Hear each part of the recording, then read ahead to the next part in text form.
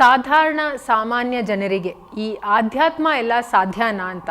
So ಎಷ್ಟೊಂದು ಜನಕ್ಕೆ ಅನಿಸುತ್ತೆ ನನಗೆ ಮಂತ್ರ ಬರಲ್ಲ, ಪೂಜಾ ವಿಧಾನ ಬರಲ್ಲ, ಏನೋ ನಮಗೆ ಜ್ಞಾನ ಇಲ್ಲ, ಪರಮಾತ್ಮನ ಬಗ್ಗೆ ನನಗೆ ಯಾವುದೇ ತರಹದ ಜ್ಞಾನ ಇಲ್ಲ, ಅಥವಾ ನನಗೆ ಏನೋ ಪರಂಪರೆಯಿಂದ ಒಂದು ಸಾಧನೆ ಮಾಡ್ಕೊಂಡು ಬಂದಿರೋಂಥ ಸಂಸ್ಕಾರ ಇಲ್ಲ. ಸೊ ನಮ್ಮಂಥವ್ರು ಸಾಮಾನ್ಯ ಜನರಿಗೆ ಈ ಆಧ್ಯಾತ್ಮ ಎಲ್ಲ ಸಾಧ್ಯನಾ, ಇದೆಲ್ಲ ನಮ್ಗೆ ಹೇಳಿದ್ದ ಅಂತ ಒಂದು ಪ್ರಶ್ನೆ ಬರುತ್ತೆ.